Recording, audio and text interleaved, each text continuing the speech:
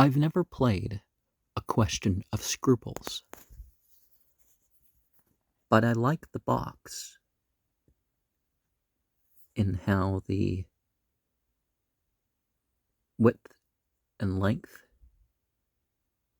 is not always the same, but we have the same general pattern.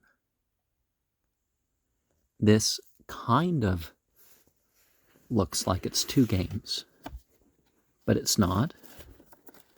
We have 12 ballot cards, and when the pitchfork is pointed down, the halo is higher, and when the halo is lower, the pitchfork is pointed up, which represents how we have things that must be decreased or increased for something else to increase or decrease.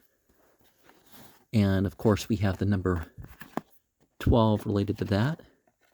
We have our answering cards. There's supposed to be 12 of each. We only have 11 of the no's. And the depends could be thought of as the decans for the mutable signs of the zodiac, the no for the fixed, and the yeses for the cardinal.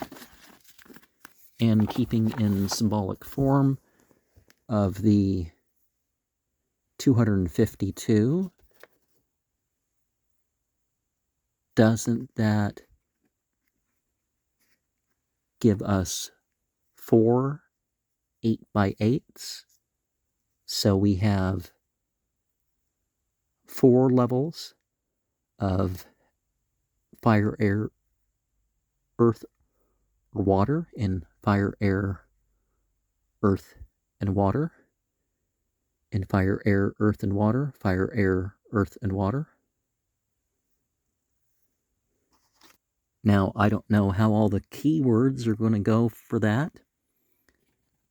If there's doubt as to the answer given for one of these questions, there's supposed to be 5 make up your own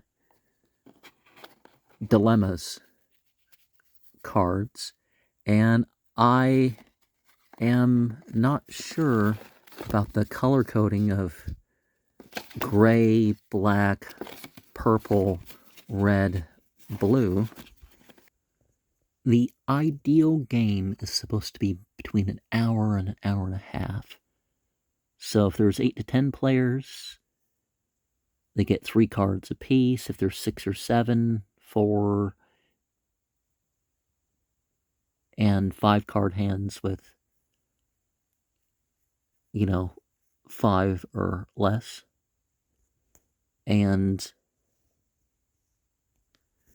if the number is overwhelming, like 5 to 1 pitchforks to a halo. Okay, so the pitchfork is the person's guilty of lying, I guess. Then you have, then the person who challenges wins. That bit. And they hand over one of their cards because, of course, the goal is to get rid of your cards. Some of these things are rather conditional, and you'd have to say that they're conditional. But some people, their ethics or their morals would lead them to say yes or no regardless. And that's sort of how it should be. You should sort of try to be a person who isn't so bought off. And when it's your turn to ask, you choose a card in your hand and choose a player to ask. Oh, it says that the reply cards are not altogether. So you don't know what your reply is going to be.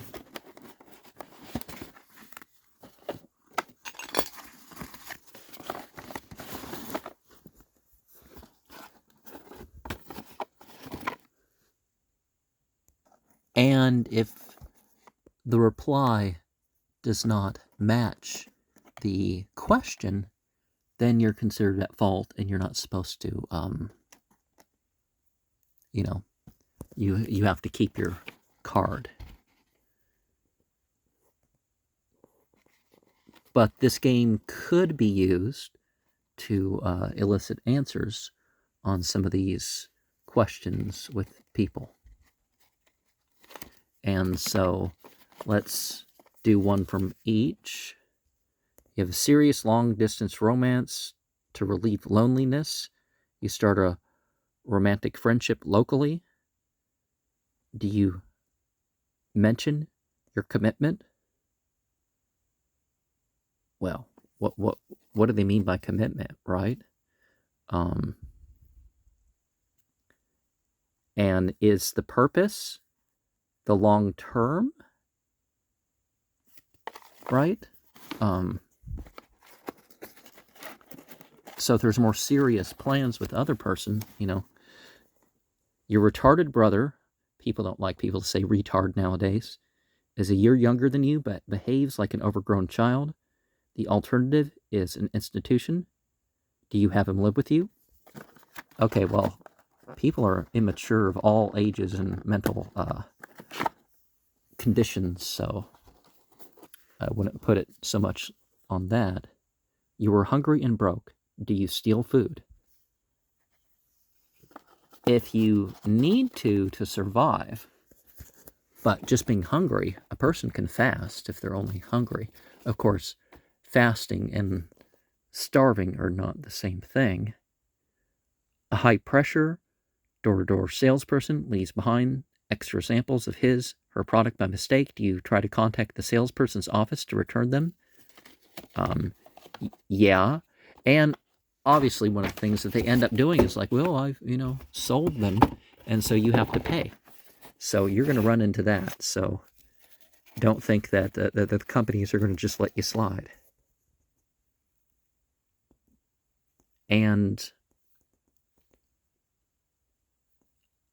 a bunch of the other questions, I'm sure, are not moral absolutes.